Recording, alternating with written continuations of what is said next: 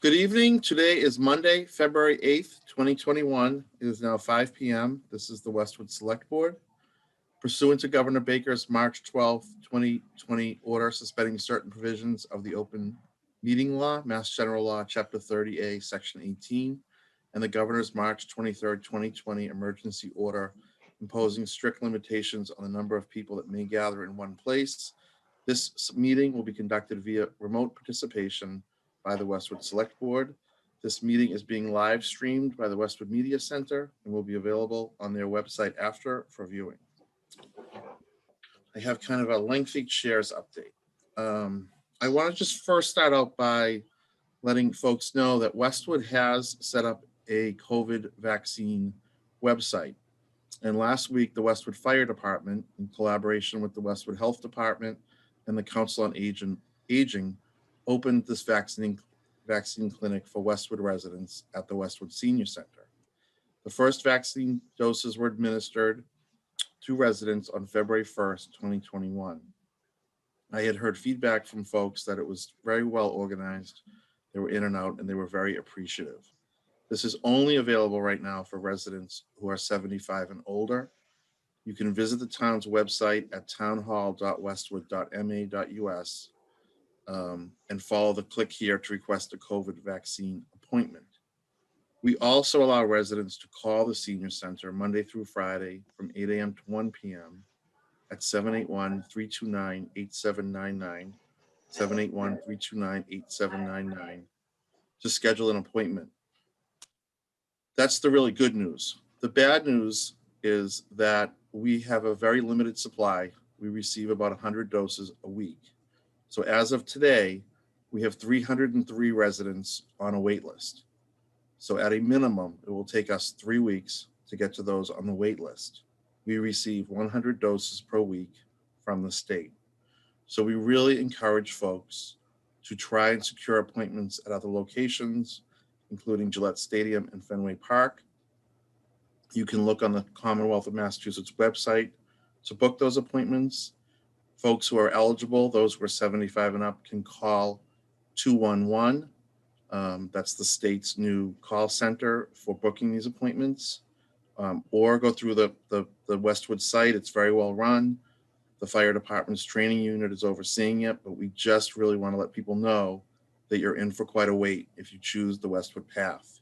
That is as a result of us waiting for supply. So it's a good program, but we just want to make sure that everybody's utilizing all available options. It's important also to note that Westwood is now a red category in the Commonwealth. Since testing began with COVID in Westwood, there have been 800 cases of COVID reported in Westwood. 299 of these cases were in January 2021 alone. So the numbers in Westwood are not good. People are reading and hearing on the news that numbers are going down. They are not in Westwood. So it's just important that we all are vigilant, doing all that we can to help stop the spread and help those 75 and older get the vaccine, and ideally it will move on to other populations. Chris, I really think that we just owe a great debt to John Deckers and the firefighters and the senior center folks. They've just done a great job with this.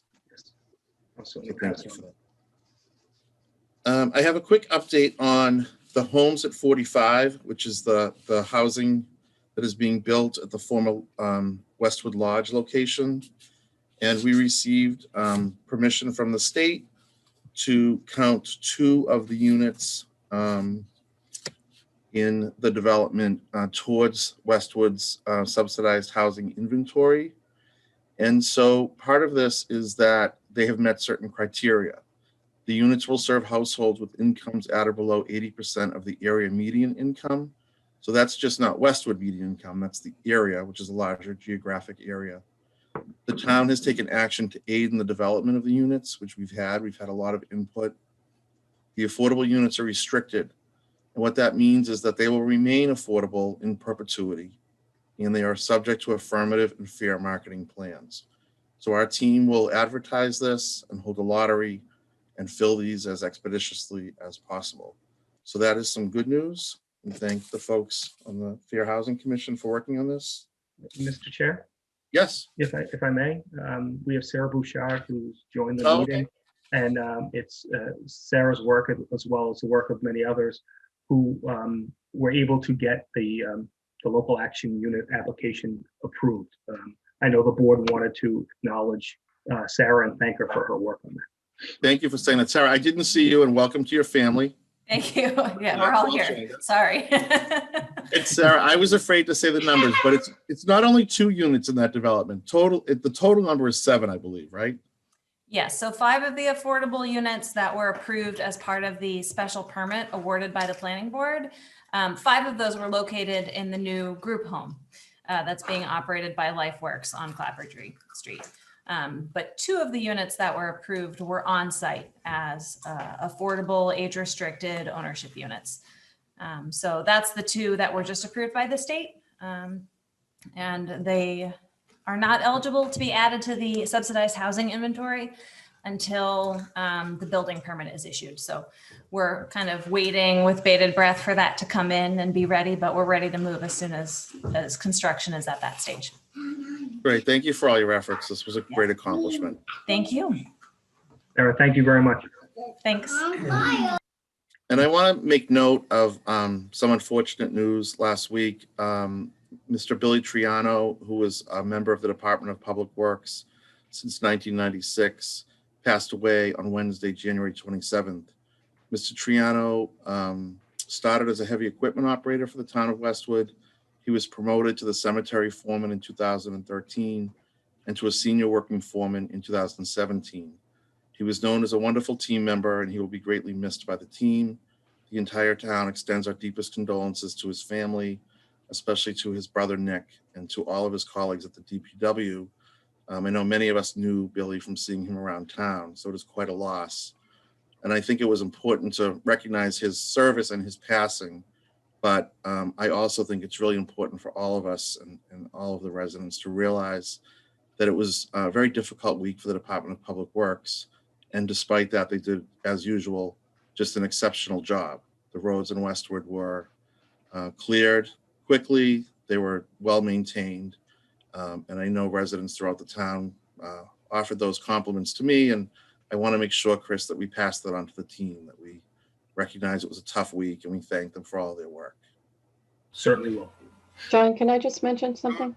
Sure. I happened to have the opportunity to stand out in front of Town Hall with a lot of town staff as the caravan of DPW vehicles, police, fire, some from out of town, processed from the Carvey Street building down High Street to St. Margaret Mary.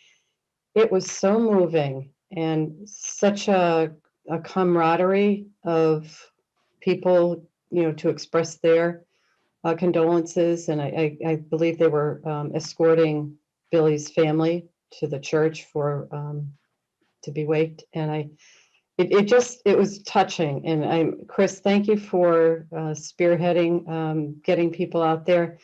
There couldn't have been a nicer tribute coming from the town as part of a send off. So it was really good. Yeah. Saying that, Nancy. And lastly, on the chairs update, I had information about Westwood Day 2021. You know, we had to cancel it last year, which is really unfortunate because it had grown to such a successful event.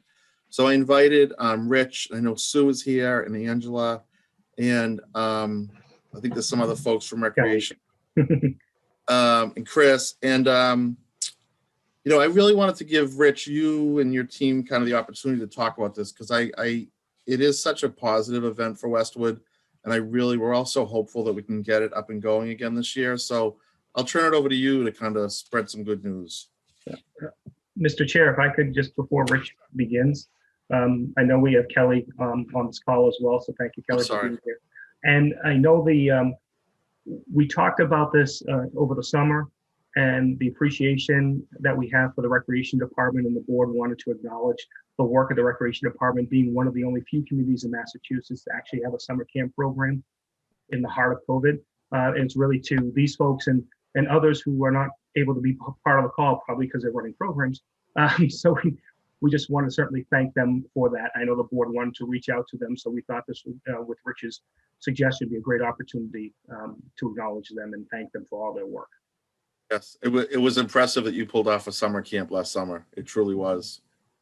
We were one of the few communities. I had people reaching out to me asking me how you pulled it off.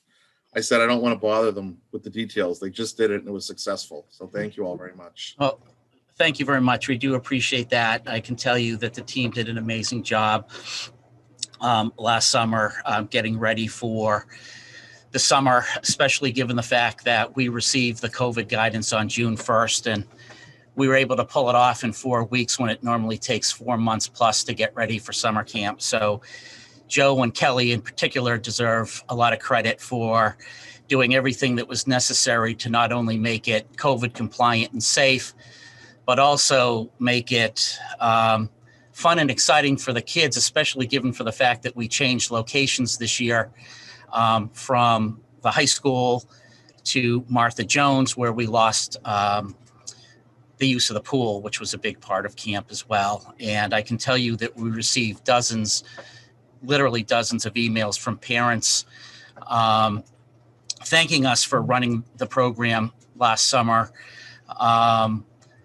In particular, it was so difficult this year because the kids were coming off isolation of 4 months last spring. And not only did they have fun, but they truly appreciated the socialization aspect of what they were able to receive from summer camp. I'd be remiss from not also thanking Angela, who's our admin for the office, and she did an amazing job keeping track of all the paperwork. Running a camp requires a ton of paperwork, health screens, and vaccination reports and things of that nature. And she really did an awesome job, which allowed the rest of the team to focus on running the camp. And that was terrific. I'd also like to thank Sue and her aquatics team for getting the pool up and running. They did a great job getting the best practices for operating a pool up and going. They were able to run lap swims, some programs. They were even able to offer some lessons and some pool rentals. So the whole team did an amazing job last summer and carried forward right through to the fall, where we only had 2 or 3 weeks to get ready for the fall, but a similar story. And if I could just tell you real quickly, for the non-aquatics, we were able to service last summer just shy of 1,300 patrons, and aquatics over 1,400. And the numbers were even more impressive for the fall, where we're able to service over 1,000 patrons in the dry land programs, and aquatic service just shy of 3,700. So for the past 6 months, this group has done, in my opinion, an absolutely amazing job in a very, very difficult time. And if we ever needed, recreation, it was now to not only help people get some exercise, but also get some socialization. So absolutely, very happy with the team. Great. You want to give a little bit of an update or a preview of Westwood Day? Sure thing. So we're recommending September 25th as a date. We chose that date primarily because it does not conflict with other towns' community days. It was one of 2 weekends in that time frame that sorry, the lights just went off in the office here. Blame Tom Philbin. I know. Yeah, Tom's good work. Thanks, Tom. It works great. So September 25th was one of 2 weekends that it didn't conflict with other towns' community days. And of those 2 weekends, it was the most likely weekend that we would have a home football game. The athletic director does not have the fall schedule yet, so we can't definitively plan around a football game, but he believes that it's the most likely going, it's a possible date. And of the dates that we could choose, it was the best choice. And then lastly, after talking to our health director, Jared Orsini, we talked about how COVID would affect us, and he does believe, especially with the fact that we're having vaccinations now, and by September, we're hoping that there'll be some relief in the restrictions that we're currently living up to. We may have to take into account some social distancing, of course, masks, and we may need to spread the attractions out a little bit. But generally speaking, the feeling is that we will be able to hold Westwood Day this fall, which we're all very much looking forward to. That's great, Rick. Thank you so much for that. Anybody have any questions or No, thoughts? that's good news. And thank you, everybody, for all that you've done to make recreation still part of the landscape here in town. Absolutely. Okay. With that, I will wrap up the chairs update and we're going to move on. You all are welcome to stay, but don't feel obliged. Thank you, everyone. Bye. Thank you. Thank Okay. you for having me.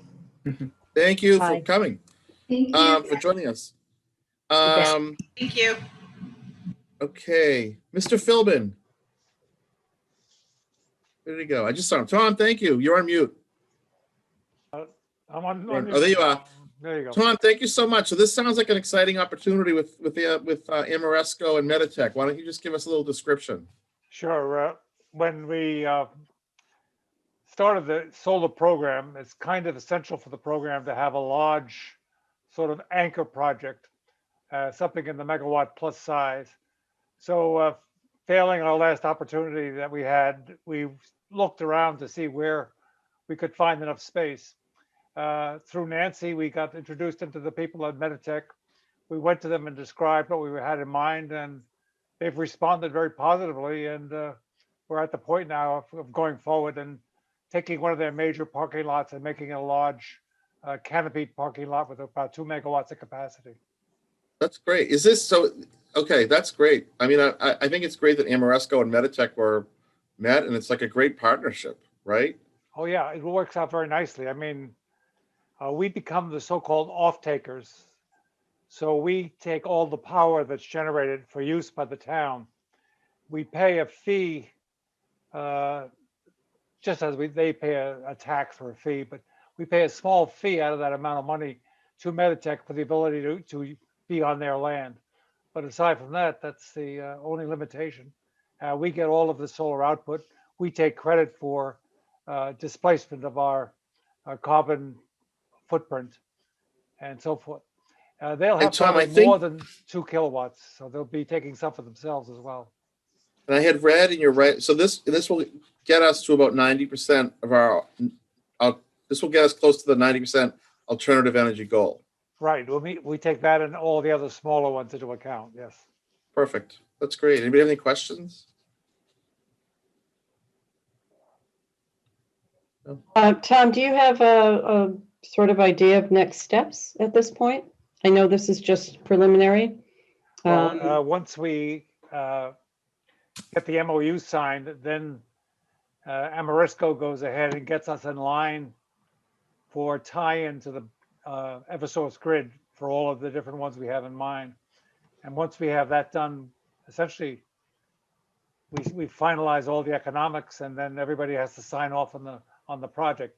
The memorandum of understanding that's Chris is being asked to sign now essentially is just nothing more than a gentleman's agreement that we will go forward in good faith and that we will try to do our best to get the project off. But there is no financial obligation implied or taken on by the town by doing this, except that we expect to go forward as much as we, and we will, in all good faith, try and get these projects carried out. That's Mr. great. Chairman, if I may, Sure. I'm not sure that I would call it a gentleman's agreement, but I would not ever disagree with Tom Philbin about too much. So having said that, it's an MOU that you basically signed previously, and it's cancelable on like 7 days notice. So it's not really too binding on you, but it will get you to the next steps. The next steps, I think, will get you a little bit more bound up, but this one is only a kind of pushing the ball, starting it down the hill, if you will. Pat, I would suggest you not disagree with Tom Philbin. He'll put those light conserving energy light bulbs in your house. You'll be in the dark next. Yeah, Tom, we'll all could you do be- that. Tom. Perhaps I already am. Tom, could you be a little more specific which sites we're talking about with Meditech? We're talking about their how do you spell it? But the two Louderbrook. properties. Louderbrook Road. Louderbrook And then also there's a potential for the one that's on exit, I think it's exit 14 Yeah, on 95, the parking lot there as well. They're very excited about it. so both their properties that are in Westwood. Yes. Okay. So we do need a motion. We're ready. All right.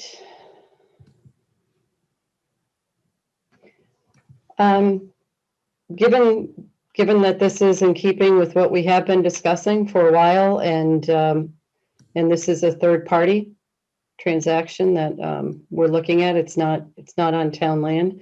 I think it's great that we have this, so I'm happy to move that we authorize the town administrator, Christopher Coleman, to sign a memorandum of understanding between the town of Westwood and Ameresco. That's the motion, but I just want to say we need to be clear that what our role is. So this agreement is for us to get what did you call it? Offtake? Credits. Credits. Offtake Okay. credits, yes. Yeah, so I made my motion, but I just want to make sure it's clear to people why there'd be a memorandum of understanding between us and Ameresco. So, All right, I'll second the motion. And there was a question, I know we answered this, but I'll add some specificity to it. There was a question, which Meditech site will be used for the solar canopy? So the addresses are 100 and 200 Louder Brook Drive and 1 Meditech Circle. Both are in the town of Westwood. Okay, so there has been a motion and a second. I will now call the roll. Mrs. Hyde? Aye. Mr. Walsh? Aye. I vote aye as well. Tom, thank you so much for all your efforts. This is great stuff. It's exciting. Okay, Thank you, Tom. we're gonna move on. Okay, Pam Tuchman, gonna give us a budget update? Okay. Thank you. We are moving along in the budget process. This week and last week, we have been producing the initial proposed FY22 budget, passing that along to the Finance and Warrant Commission. We'll start presenting to them. We're scheduled to go tomorrow night.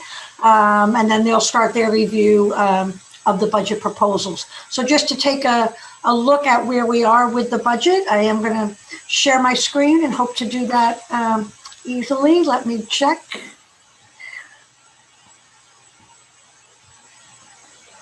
Okay, just first to walk through where we are with the municipal budget. And this is in line with what you saw at your last meeting, but just to make sure that we're doing a final look at this.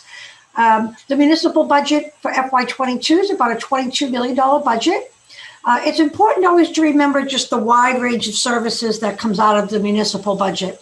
Almost 65% of that budget is for DPW and public safety departments, police, fire, DPW, but also providing a wide range of services from all ages in our youth and family services department, our recreation department, library, and the COA, as well as all of our administrative departments. The budget is very much salary driven. Almost 80% of our budget is for salary. It's for our staff in those departments, the police officers, firefighters, our DPW workers, the ones who are out there doing the direct service to the community. This chart shows the change from the current year to FY22 proposed. So as I said, a $22.3 million budget for FY22.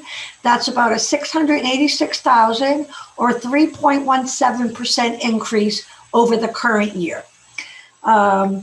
Of that proposed budget for 22, you can see that public safety would be about $10 million of that. Public works, $4.5 billion. So again, the bulk of this budget is in just those two areas, which would total $14.6 million. And of the increase, $302,000 would come in the public safety area, $148,000 in public works. So a total of $450,000, or about 67% of our increase would come in those two areas. That's, again, our main area of focus. Looking just a little bit further at what's driving the increase. So $22.3 million, $686,000 increase, 3.17% increase. And I will remind the board that we started out, we at one point were over a 3.5% increase. We've continued to work on the budget, but this is where we are now with this proposal. So of that increase, most of that, 600,000, is coming in the salary area. We have a small chart here that shows what's driving that salary increase.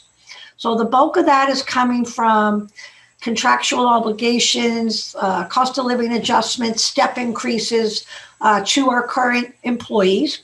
About 70% of our employees are in unions and have a contractual obligation.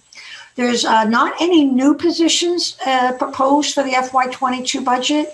There are just 2 items that are changes to some hours. We mentioned this before. One is in the Board of Health Department. The public health nurse position, when that transitioned in the current year, was increased from a part-time basis to full-time. That cost about $15,000, so we have to carry forward that into the 22 budget.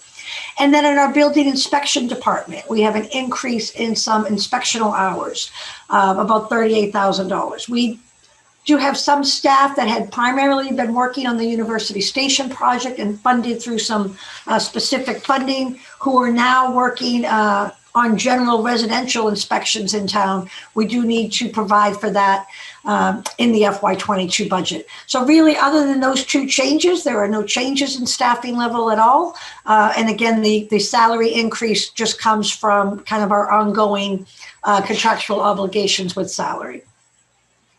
A quick look on the expense side. So the expense budget, $4.7 million, up just $83,000 or 1.8% from the current year.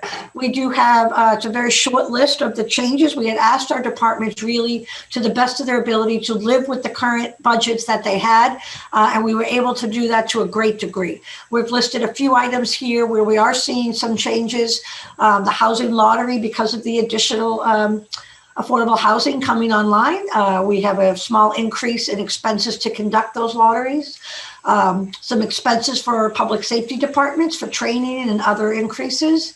Building maintenance, we do have a $19,000 increase there as we continue efforts to really make sure we're properly maintaining our municipal buildings. And then also we do have one item in our overall for all departments software hardware maintenance, a $43,000 increase as we continue to automate, particularly in our public safety departments. As they bring on new automation, we need to pay annual maintenance costs for that software. So that's what that one item is there. I believe it was for some of the dispatch software that was upgraded this year. So a very short list of changes. And again, most of our departments really were able to live with their current allocation for budget. We always give a quick look of what's been the change in the municipal budget over a multi-year period. Really, the 3.17 for FY22 is one of the lowest it's been in a number of years. As we look back, that's been, we've tried to stay within the 3 to 4% increase, but the 3.1 is at the lower end of that increase. If we go very far back, FY10 and 11, we did have a couple of years where those budgets had a 0% increase. That was really in the extreme economic downturn. Those were years where we experienced reduction in state aid, where the state cut mid-year and cut rates going forward. We're not experiencing that at this time. The state is really making an effort to make sure that communities can have level funding of state aid, and they want to make sure communities are maintaining their services, particularly again in their public safety departments as they're working through the pandemic and trying to come out of that. So the state has made an effort to retain funding towards us, and that's allowing us to kind of stay with our normal, sustainable pulling forward of our current services for the community. Just a quick look, we always include information on our public safety staffing. Again, as it's the biggest area of our spending, it's been an important area for us to review over the last several years. In our early years of University Station, we did have additional staffing. We were able to increase in those departments to make sure that we were handling the additional service impact. Particularly since early FY14, we've been able to add 23 positions in public safety, 14 firefighters, 7 police officers, and then 2 in our dispatch area. We have not added new positions for the last couple of years, and there are none proposed for FY22. But this is an area that we will always be looking at to make sure that we're at the right staffing level as our town population continues to grow, as our type of housing continues to grow, as University Station, we're always looking at this. But again, we've not had any new staffing for the last 3 budget cycles, and there's none proposed at this point for FY22. Pam, if I can ask, if we needed, let's just say we were in a dire situation like with the state back in 2008 or 2009, if we needed to make really dramatic cuts to the budget, what would the impact be? Well, really, where our budget is so salary driven, if we need to cut the municipal budget, we have to go to staffing. It's the only place that we can make any adjustment. So we have tried to structure our budget that we don't grow too quickly, that we make sure that anytime we change our budget, that we're able to sustain that going forward. If the state made a dramatic decrease right now to funding, we would first look perhaps to our reserve accounts to help us stabilize and absorb that reduction. But if we did come to having to reduce our municipal budget, we would have to look towards our staffing. And some of us have been here for quite a while. When we've had those years, that's what we've had to do. And it really diminishes the services that we're able to provide to the community. Okay, thank you. And then finally, just looking at the municipal budget in terms of COVID, as the board knows, certainly significant impact on our departments and what they've had to do as far as continuing to deliver services.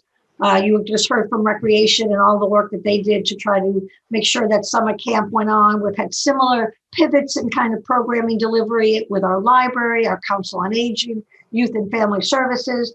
They've really worked hard to try to go to online programming where they can or limit it on site. Particularly our public safety departments certainly have been out in the community, making sure that the community remains safe. We see the efforts with the fire department and the recent vaccination programs. Our administrative departments have been on site and working throughout. I think sometimes people think we're not here, but we're here. We've been in Town Hall and Carby Street. The COA has been staffed in the beginning, even though those buildings are not open to the public. We're here and been able to continue on with the work that we need to do to make sure our departments go. And our Public Works has done a great job in continuing their service to the community and in keeping our buildings safe so that our employees can be on site and continue to work. We've talked before about that. We have been fortunate to have additional funding to help cover some of the expenses that we've had, either from the FEMA emergency funding or the State CARES Act. We have been able to do what we need to do in those departments. And I didn't mention public health. Certainly our public health department has had significant changes to their workload with COVID, and they've been out there doing a lot, and we have received some additional funding to help them do that. So going forward, we're looking to maintain the level of service to the community. As I said, we always in our budget discussions look at the public safety levels. We look to say, do we need to change those on a permanent basis? Are we able to supplement on a temporary basis where things happen? And we're not, again, proposing anything for FY22. And then we're always looking to make sure that our buildings are well maintained, particularly all of our new buildings coming online. We've made a commitment to the community that we will maintain those buildings so that they're there for the long-term future. So that's really it on the municipal budget, unless there's other questions. As I mentioned, we have produced that budget document, distributed that out. We will be going through that tomorrow with the Finance Commission, and then they will start meeting with some of our larger department heads and looking at the budget. Pam, I just want to say, I think this is, we're very fortunate. And I know people are extremely concerned about what we do in town, as was spoken to at the last town meeting we had. But this shows just a lot of hard work to continue to support a sustainable budget. And, I guess we're really fortunate the state has taken measures to fulfill their role that they play in supporting municipalities. So they're tough times, but this is still a great town to be in, and we're well taken care of. So thank you for your work and what everybody's done. Thank you. Thanks, Dan. So we had a lot of discussion at budget steering, and I think everybody has tried to push down as far as they can, but we don't want to impact services that we offer. So I think we've walked a fine line, but we've done a good job of coming to a good place. We are really fortunate, though, that we have the resources we have. And the board has done a great job over the last several years of making sure that we don't outpace our sustainable growth. That's, hard to do. It's hard to say no. And the board has done a terrific job of, maybe when times are better and the town has funding, of not growing our departments beyond what we can sustain or beyond what's necessary. So when we come into points where budgets are tighter, we don't have this big drop off. We just try to, keep steady budgets going to maintain the services to the community, not grow up and down, because that just results in large fluctuations to the quality of what we can do for the community. A quick look at the capital budget. Okay. Let's see if I can.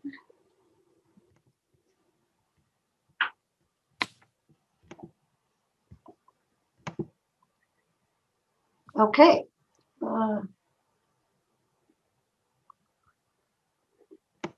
Can you see that there? I'm sorry, the capital articles? No, you can't. Okay. I'm just going to share again. Somehow I really cannot get this. Okay.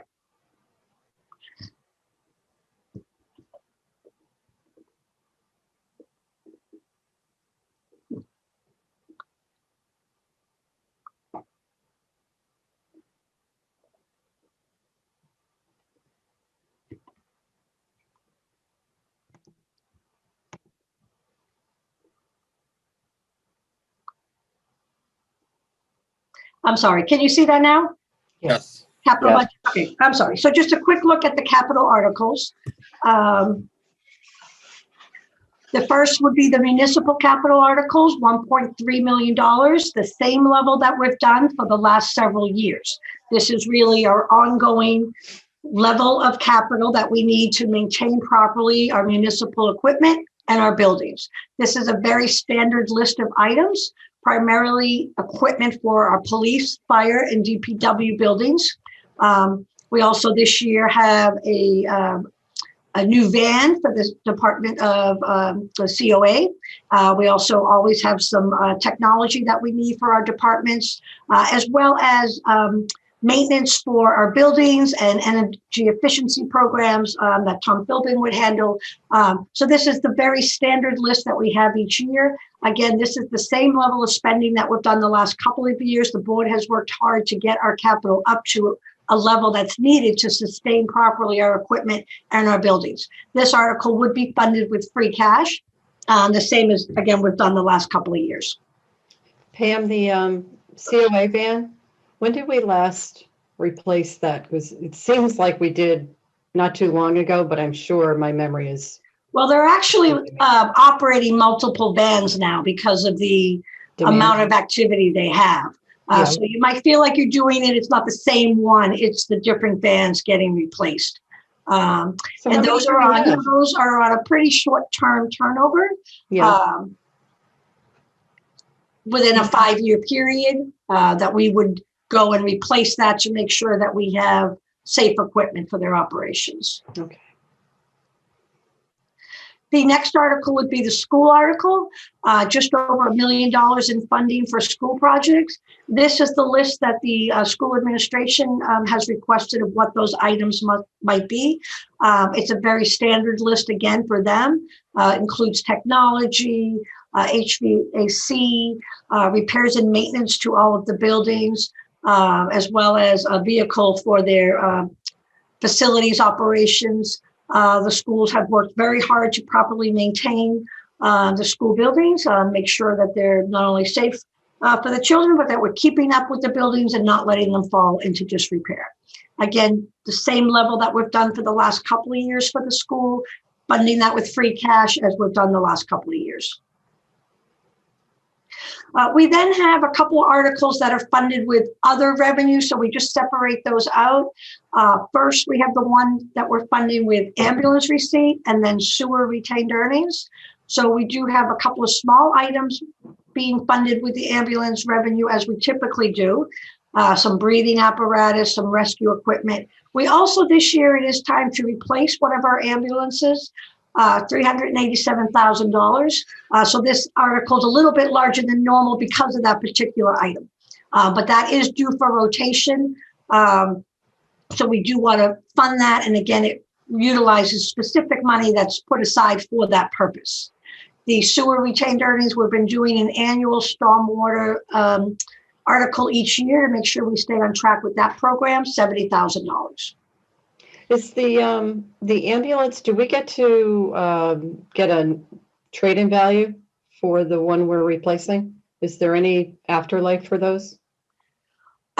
They usually rotate those down, yes, and then whatever the final one is, he'll put them into service based on the newer vehicles, and then whatever the final one is, yes, he can make that part of the a trade-in when he makes this new purchase.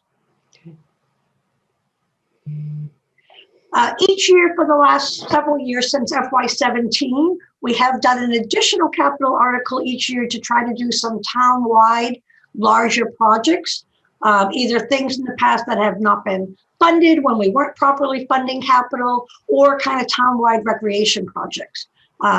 So we've done a number of things over the last couple of years, both for the schools and the town. This list this year has 3 items. One is the turf field replacement, the multi-purpose field up at the high school in the back, sometimes called the practice field. That is due to be replaced. It was due last year. We were able to put it off, but we do need to go forward with that now. I believe that's probably about 12 years old, that field. That would be about $750,000. And then 2 important items for the pool, for pool maintenance, resurfacing the deck, and then draining out and refurbishing the lining in the pool. Those total would be $330,000. Both of those were proposed last year, were originally on the warrant for town meeting, but did not go forward at the June town meeting. So those 3 items, again, up at the high school and in the field in the back of the high school, would total just over $1 million, $1,060,000. And we would propose to fund that out of our meals and hotel tax fund. The board will recall we did not use any meal and hotel tax at our June meeting, so we have none of that apply to any of our current capital. We've looked before at that while that revenue coming in the current year has fluctuated a bit, we still have a very healthy balance in that account. Right now, there's just over $2 million in that account. So we would propose to fund these items with that revenue. And then just finally looking at borrowing in capital. There is one borrowing article for the sewer department. The sewer every few years does important maintenance work of the sewer lines, inspecting and repairing the sewer lines. This would appropriate $500,000 to do that, to make sure that we're repairing any leaks and damage to the system. We're able every few years to do this with the MWRA through a program they have. So we authorize borrowing up to $500,000, but we can do this through the MWRA program. Of the $500,000, 75% they pay as a grant, and 25% is funded as a no interest loan. We've done this several times with the MWRA. The last time was in 2016. So it's a terrific program where the state is helping communities to make sure that the sewer system is operating properly. The other borrowing article would be for 2 items, kind of large vehicles that are larger than we normally would pay on a cash-as-you-go basis or fund within that municipal article that we looked at in the beginning. One is a piece of DPW equipment, a roadside sweeper truck, which is quite large, $250,000. The other is the fire swap body vehicle, $380,000. The board will recall you looked at that vehicle last year. It's a $400,000 vehicle. We did appropriate $20,000 last year. The chief was looking to see if he could get a grant for that vehicle and the $20,000 would be the town's match. That grant was not successful. We did not receive that. So we are proposing that this would go forward, that we would fund this in a borrowing article. You'll recall that we did another piece of DPW equipment this way in one of our most recent town meetings. We would borrow this as we go out to borrow for some other items. We would do short-term borrowing on this only as a maximum 5-year repayment for these vehicles. So we're not looking to do a long-term borrowing for these, but they are bigger than what we, again, would typically do on a pay-as-you-go basis for this size and cost of these vehicles. And that's it on the capital budget, unless there are other questions.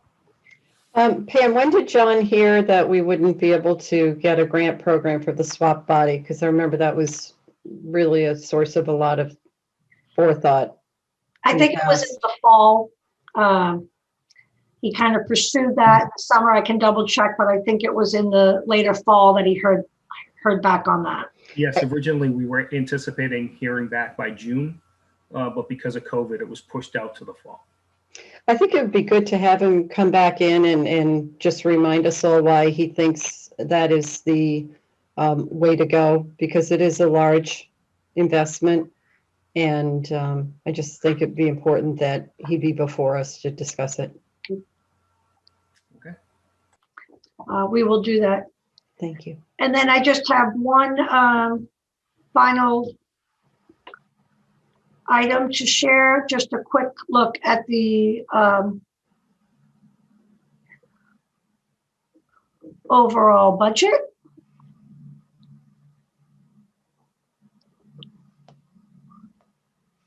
I can find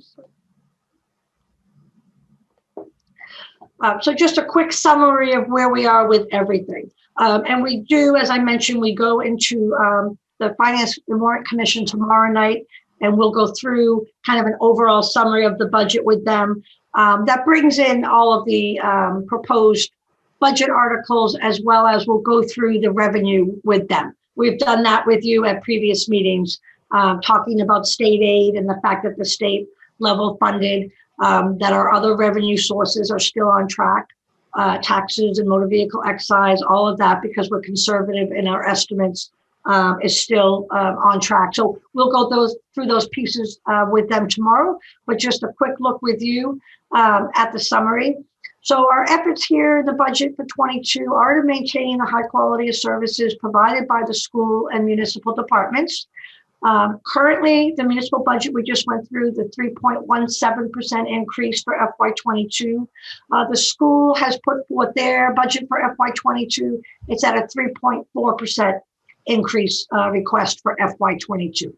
I believe they shared that at the school committee meeting last week, and they will be going to the Finance and Warrant Commission tomorrow night and going through that budget in detail with them tomorrow night. We did indicate to them that we were hoping budgets would be close to 3%. Are they not able to get this down any further? Because 3.4 is not Yes, they were particularly working close, in my opinion. Yes, and I think went through a number of iterations, much like the municipal. I think they were at a higher number initially and worked to get it to this. But they're at this point saying that that is really the level that they would need for FY22. We don't go into their budgets here, but I recall last year at town meeting hearing that they cut a number of positions, but I don't think that changed the budget. They did not take COLA increases in the current fiscal year, but I'm understanding that they're building the next year's budget on a higher level, as if they didn't forego the cost of living increase for administrative positions. They didn't take it this year, but they built next year on a higher level. And then I'm just wondering, with all that, why it's still as high as 3.4%. So I just put that out there. It's just, thought that I have on their budget. Yes, and then they will be, again, going through that and presenting that tomorrow to FinCom. I do know that, some of the reductions they made in the current year, the elimination of positions, they're keeping that in place going forward. They are talking about some additional things they're looking to add in as the students come back to school in the fall. Now, because of the disruption with this year, that they do feel they need some additional things in place as they start off in the fall for the next school year. Some additional academic support and mental health support for students coming back because of some disruption. But they will, again, they'll be speaking to that budget as they go forward. But that was some of the things that they had mentioned in some of our discussion of their budget. Mhm. Nancy, it's fair, and we had a long discussion about that. I think you're right on the pay raise issue. People, in essence, got the raise but deferred the cash. So they didn't take the cash for 12 months. But this year's cost of living is built on where they would have been last year. I think That wasn't obvious when they were talking at town meeting. I just, the one thing I would say, though, is, every, Pam and I went through this, every percentage is 450,000. So every 10th is 45,000. And so when you start pushing down and try to reach that place where you're not impacting service, how far can you push each $45,000? So, I mean, I hear you, but I was comfortable with where we got, but I expect there'll be questions from FinCom. I think the ideal was that, we came out a little bit lower, but, I a just lot think to go. we have to understand what was done. I don't think what we were told is what actually happened. So more to come. Yeah, and I think that discussion at town meeting, it might not have been clear to everyone that was a small group of kind of the senior staff they were talking about. And that the bulk of the salaries in the school budget is in their teachers who are within an ongoing contract. And there was no change to that in the current year or for FY22. So then as we went through here, the operating budget and then the base capital, as we just looked at, the school at just over $1 million, municipal 1.3. Again, those are the levels that we've been at for the last couple of years and are the appropriate levels of spending per our financial policies, funded with free cash. The sewer capital of 70,000 funded with sewer enterprise fund. And then the ambulance, those couple of items, 435,000, which would include the new ambulance. And then the supplemental article, the $1,060,000 to do the turf field replacement, and then the pool work, and that would be funded with the meal and hotel tax revenue. And then we do have our two articles that we've been doing each year. We would continue to put the $125,000 transfer from free cash into the stabilization fund. That would keep us on target with our financial policy for what we should have in that account. It's an important account for the town for savings and our credit rating. And then $1.49 million for our OPEB annual contribution to the trust fund. And again, that keeps us on target with where we need to be. And then finally, just a couple of borrowing items. Two we mentioned already, that sewer borrowing with the MWRA, the two pieces of equipment, the DPW piece and the fire truck.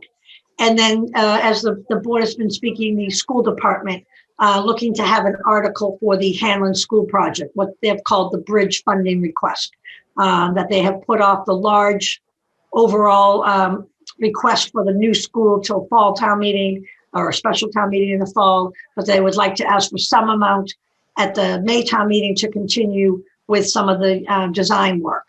They had mentioned that to be approximately 1.6 million at one point. I don't think we've had yet clarification on what that final request would be, but that would be proposed as a borrowing article, similar to what it would have been if that was remained in the large piece of the overall request in the fall. So these would be all of our appropriations going forward. The balance would be budget balanced under these assumptions. Again, that part of that is because we have not had and will not have any reductions to state aid. The state has been clear that that will be in place for FY22. We would not need to use any of our reserve accounts to fund these items. Again, we've been lucky on some of the additional impact, both for towns and school because of COVID, that we've had additional funding that we've been using for some of that. The FEMA money, the CARES Act, small grants for our Board of Health, and our election, other things like that, some smaller amounts. So that's certainly been helpful. And again, this is really a sustainable budget. Nothing really new in here, but just making sure we're continuing to move our important services forward and continue our services out to the community.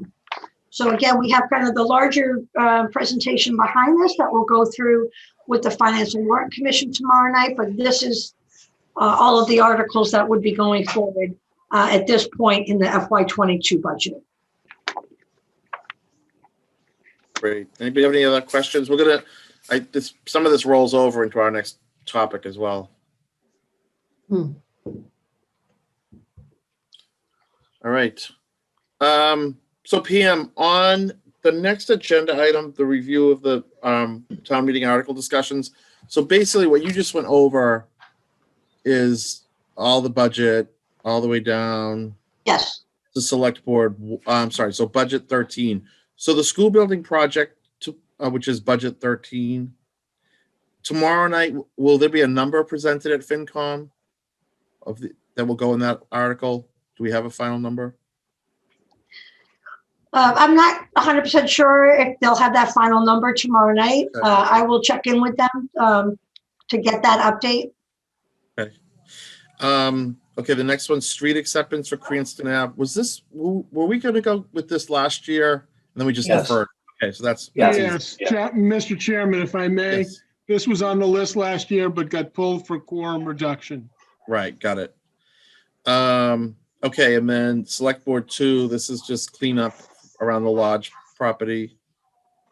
4 is the same. Chris, I guess, and Nora's on. Nora, can you just talk a little bit about 4 and 5, specifically select board 5? I'm not clear. I understand what we're actually, what's happening here. I'm sorry, I don't have the list in front of me. Oh, okay.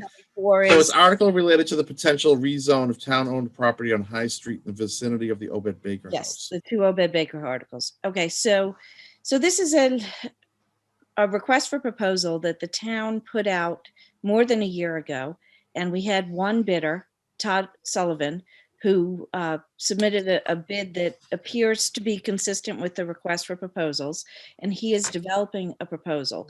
The proposal has to be reviewed and accepted by the select board before it can go forward. If the select board accepts the proposal, they would need town meeting authorization for the transfer of property. And the proposal that is now under consideration would also require a rezoning. So I'm working with Todd to narrow down his list of options. When he submitted the request for proposal, he gave us 4 different options for how he was interested in redeveloping that property. I'm working with him to narrow down those options and to form an advisory committee that can advise the select board on the most beneficial of the options, then bring it to the select board, and the select board could make a decision if it wishes to accept Todd's proposal. If it does not wish to accept the proposal, the articles will both be removed. If the select board does wish to accept the proposal, then you would go forward and we would narrow down the zoning options to the one that's necessary to facilitate the specific project that he's proposing. Okay, so tomorrow night for FinCom though, this is almost still a placeholder, I feel like. Yes, it very much is. Both of those articles are still placeholders. Okay. And really tomorrow, John, is the budget. Oh, okay. So tomorrow they'll focus on, the school will present the operating budget and talk about their capital. We'll go through that municipal report that we just did and then talk about the municipal capital. And then I give them a little update on the overall budget. Okay. A look at state aid and taxes and stabilization fund, those things. But PM, one other question though, on budget 10. So the article to establish a special purpose fund for affordable housing. I think after the last FinCom meeting, we talked about, in the event that money comes our way for affordable housing, we could just direct it to WAHA and not establish this fund. So I guess I'm trying to understand, do we really need this fund? Like, what's the pros and cons, Yep. I guess? I mean, WAHA is your, the town's affordable housing arm, and it's been the operation. So directing the funds there is kind of the most efficient way to do it. If we set up an account, it does require the town meeting process. Right, so that I'm almost feeling like in the event that we, in the course of business, get some mitigation money or grant or anything else, we have a process in place. So I guess I'm feeling like maybe this is redundant or not needed. You know what, John? That's what we did with Chase Estates and Cedar Hill, I believe. Yes. So this has got precedent that the money goes to the housing authority. We're lucky we have the housing authority. It's rather advantageous to have something already in place that's helping the town so significantly with creation of affordable housing. If I could just point out one wrinkle in this, and the reason that the article was put forward, the Green Company special permit that was issued by the planning board has a specific condition requiring the submittal of payments to the town. The Green Company pays the town $10,000 for each market rate unit it sells. So we will eventually receive $380,000. I believe we've already received 10,000, and I think 2 other 10,000 checks are on the way to the town. The way that the special permit was drafted, it required the money to go to the town, not to the housing authority. So the only wrinkle here is that we need to go back to the planning board and ask them to amend their special permit decision to redirect the funds to the Westwood Housing Authority or Westwood Affordable Housing Associates instead of to the town. And since we have yet to do that, and the planning board has yet to vote that way, we were looking for a fund where the money could be held. The town can hold the money aside until then, and then if the planning board is willing to change the conditions of its decision, then the town can direct those funds that were already collected to WAHA, and then future funds would go directly to WAHA. So it's more a timing issue than anything else. The Right. planning So board has yet to I be have a procedural question, Mr. Chairman, and I want to direct it towards Pam. Pam, can the select board, does it require town meeting vote, in your opinion, to move those funds from the town to WAHA, or only the select board do it by vote of the select board in an open meeting? Well, I think the agreement with the Green Company was clear on that the effort is to get affordable housing for the town, to help with those efforts. Right. Yes. So So I if mean, the select board chose, could they not move those funds to WAHA sure, and wouldn't require a town meeting vote? correct, correct. So as But that would be to kind of say, that's what we're going to do with that revenue just once, and then the money would be directed to WAHA, not each time. Right. But So town action is needed from the planning board in order to make that change. So right now, we're just inconsistent with the way the decision from the. But no, I mean, but I guess, Nora, where I'm confused is, so let's say we follow the existing language in the agreement the planning board executed, the money is coming to the town. right. The select board on behalf of the town will take a vote to just move that money directly to WAHA. My understanding is they can only do that if that's the way the planning board decision is written. Otherwise, we would need this fund that Pam has an article to set up. So that's why Pam developed and put forth the article in case we needed it, in case the planning board is not willing to change its decision. The planning board has yet to be asked. At its next meeting, it will be asked to change this decision. That's fine, Nora, but what you're suggesting is the planning board can control the select board in terms of financial expenditures, and I just don't think that's the case. I'm not suggesting that. I'm suggesting that we have funds coming in and the funds are in limbo. So why don't we offline, Pat, why don't you do a little research and just work with Nora and Pam and come up with a recommendation to the board? Sure. All right, perfect. Perfect. Thank you all. That was the last question I had on that. Anybody else?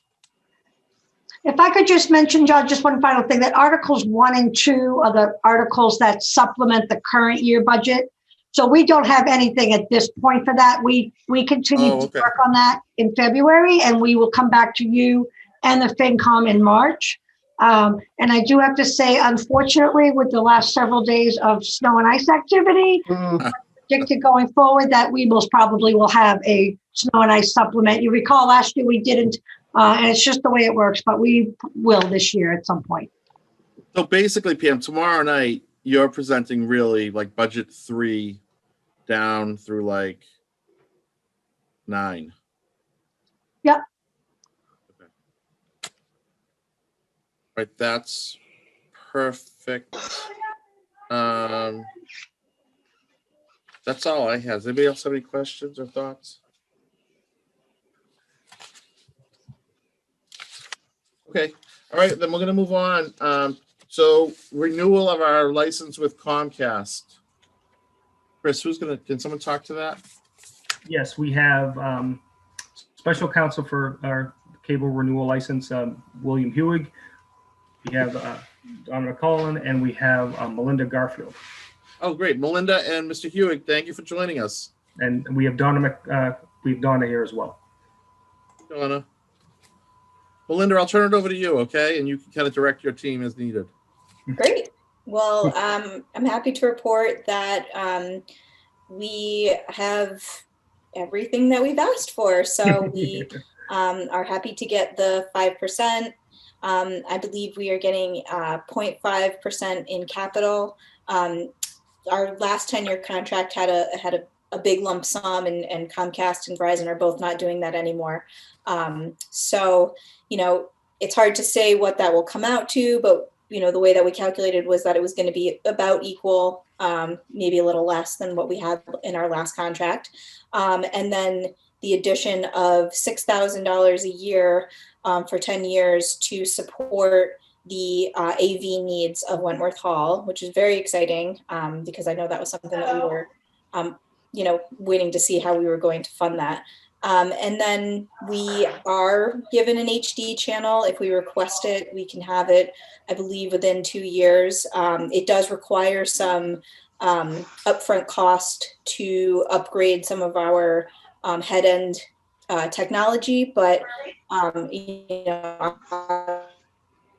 really plan for that and budget for it, then it would be a great asset to our technology. So we're happy with the current situation. So we are glad that the select board now has it in front of them. That's great. Mr. Hewig, welcome. Thank you for joining us.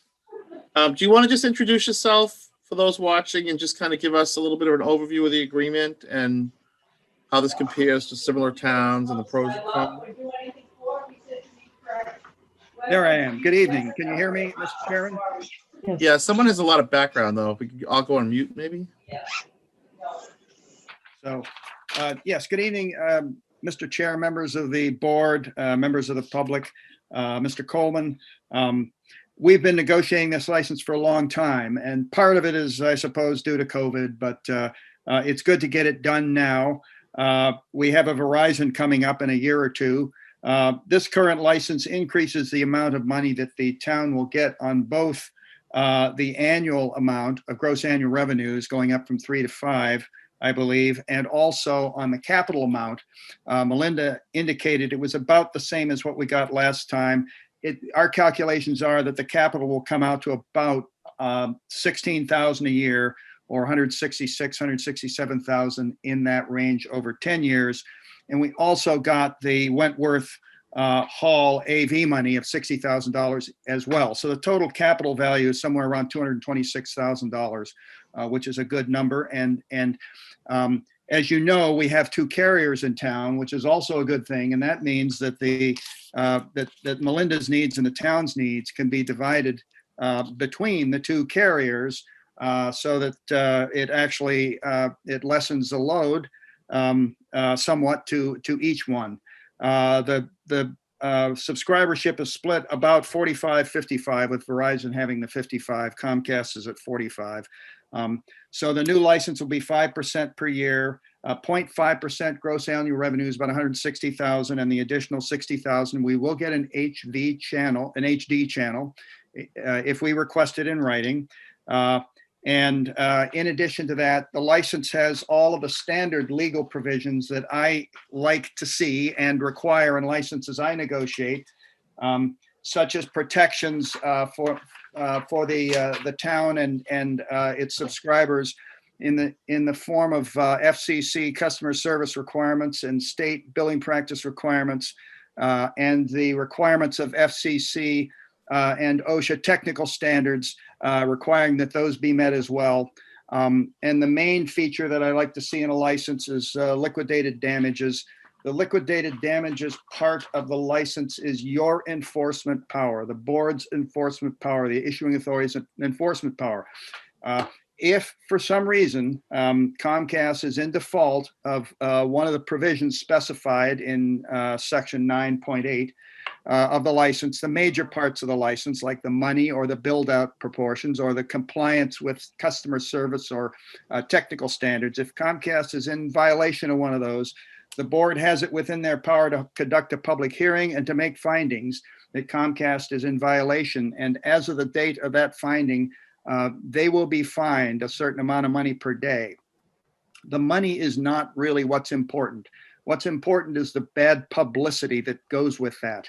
And liquidated damages are an absolute guaranteed way to hold a cable company's feet to the fire and make sure they comply. So those are in there.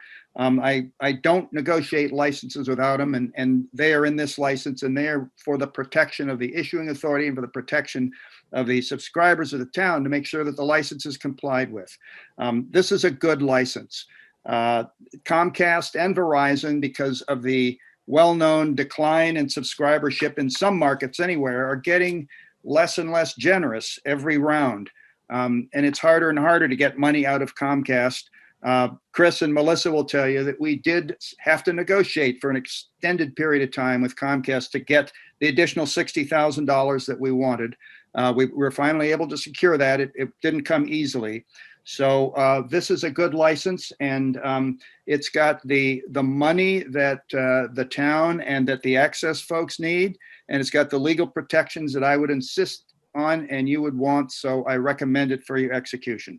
Great. I really appreciate it. Thank you, Melinda and Donna and Mr. Hewig, for your efforts. Anybody have anything? I think this is great news. Congratulations, because I remember before the negotiations started, there was a lot of pessimism and concern, and to get to this point is really quite an accomplishment. And I just remember the whole idea of, it seems so simple, an HD channel. And now we have to submit a formal request. Is that what it is from what you've both said? Yes, there has to be a written request submitted. Well, let's do it. I guess we have to execute the agreement, but that's great. Congratulations. Mr. Chairman? Yes. Mr. Chairman, I was privileged to work with Donna and Melinda and Mr. Coleman on this, and Mr. Hellwig. This is a good contract. I would recommend that the select board sign it. No, that's great to hear. I really appreciate it. I know, and I think this brings a lot of stability. I'm glad. I remember Nancy too. We were just worried for a little while, so this is great. Yeah. If nobody has anything, we can take a motion.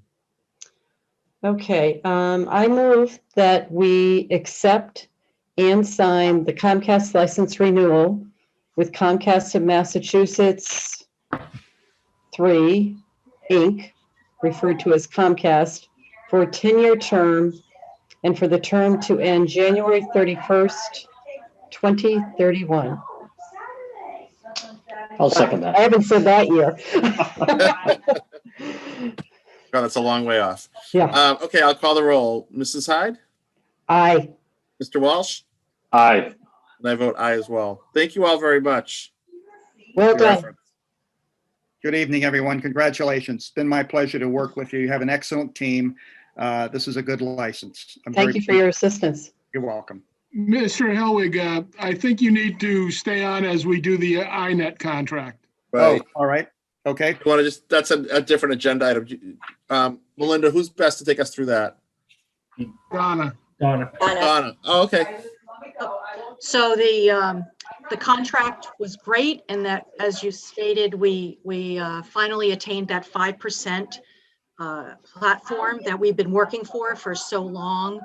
And along with that, Comcast has made a decision system-wide for all municipalities to eliminate the iNet support and maintenance as part of that. As many of you know, Comcast provided a fiber backbone for town and school buildings here in Westwood. It's the way that all schools are connected, all town buildings are connected. It's the vehicle that our network is built on, and it's critical. I can't tell you how critical the iNet is to our operation every day.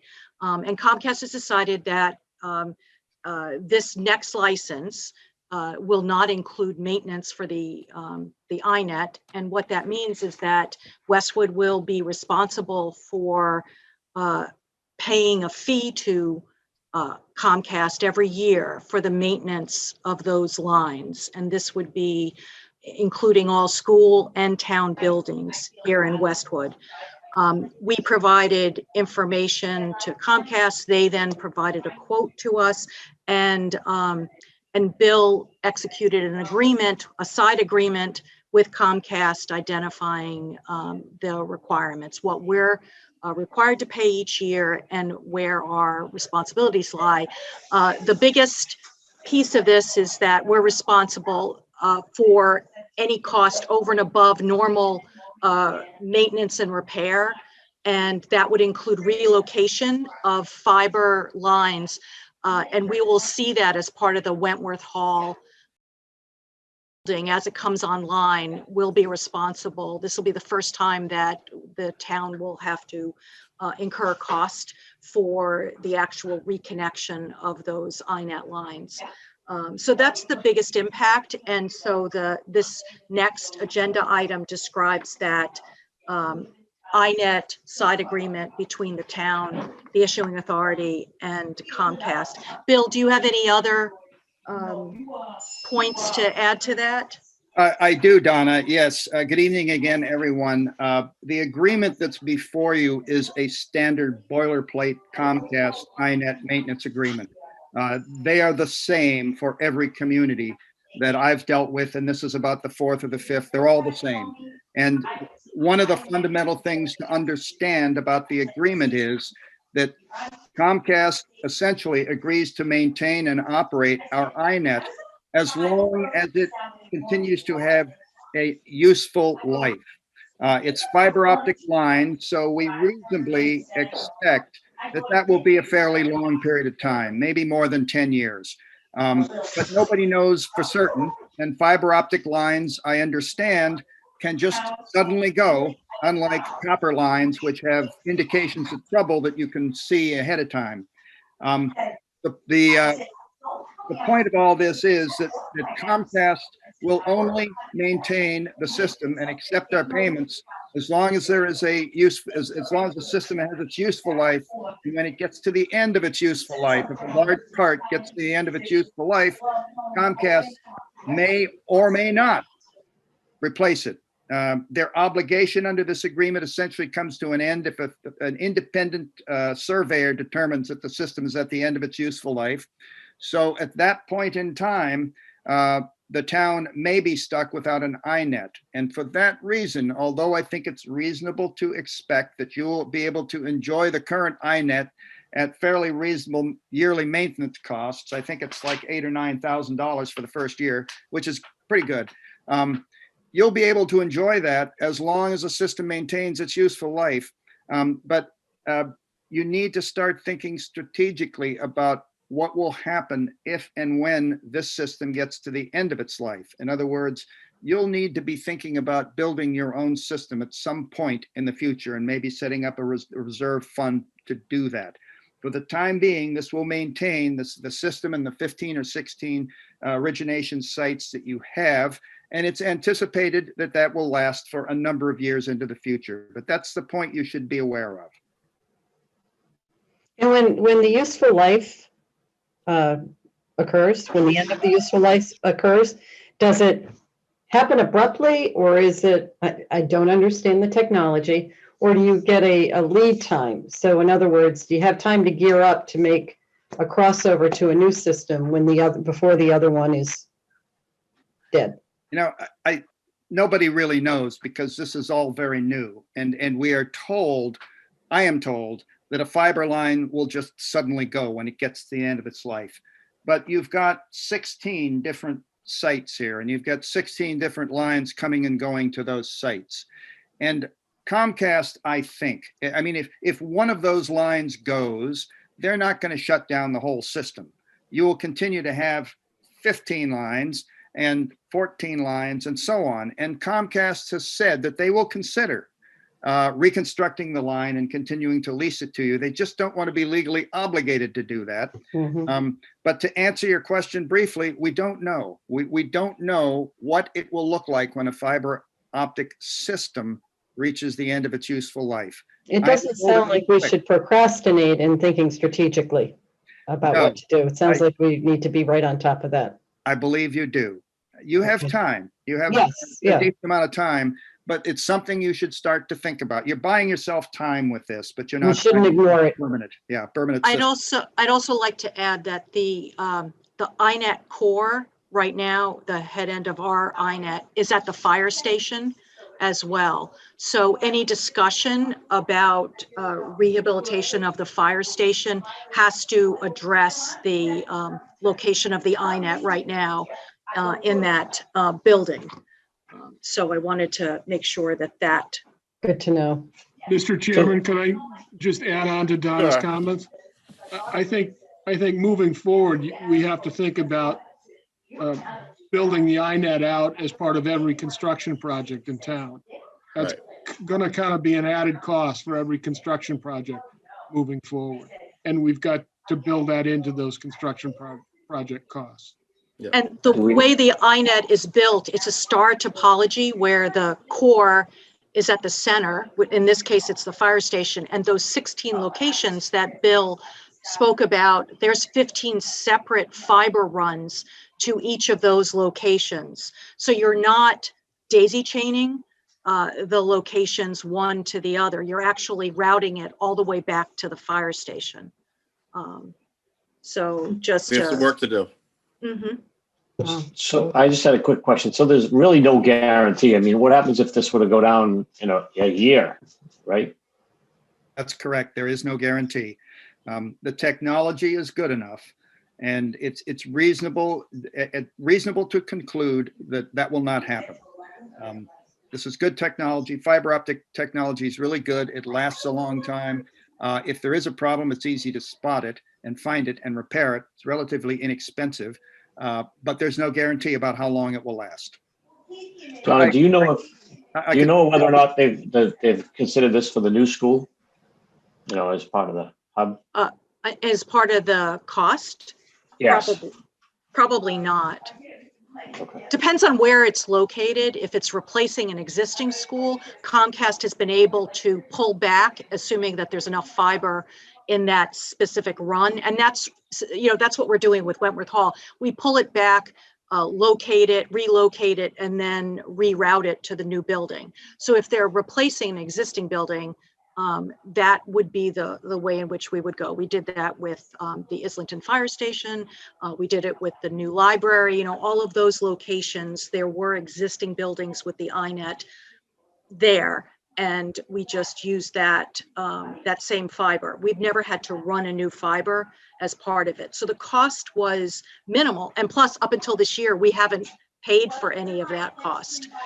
So Donna, it is a replacement building if approved by the town to replace Hanlon. So Hanlon has a fiber, Okay, and the beauty, well, not the beauty, but it is a star topology. So each one is an independent fiber, and Comcast did install them originally with lots and lots of extra coiled fiber there for the potential of future relocations.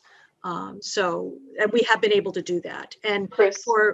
For Islington Fire, we relocated the fiber temporarily down to the trailer that was the temporary location, and then moved it back to the final location. So, and we did that for the library as well. So I think it'd be a good idea, Chris, to have some kind of communication from the town to the consultants working for the town on that project, giving them the heads up and alerting them to what Donna just said. It could be something that comes from you, Donna, but that we formally notify them of this element in the project planning that they keep in mind. Okay, we will do that. Okay, so we need a motion to accept this agreement. Okay, I move that we accept and sign the INET agreement with Comcast of Massachusetts. No, that's the other one from before? Yeah, Yeah, this is a sorry. separate one. Sounding familiar. Oh, I don't know. That was a 10-year license. No, that was the INET one. Is that right? Yes, the INET maintenance agreement. Institutional network fiber use agreement. I have it, Nancy. You want me to do it? Well, are you on page 140? Yeah. Yeah, that's where I was, but Bill, you just said something else.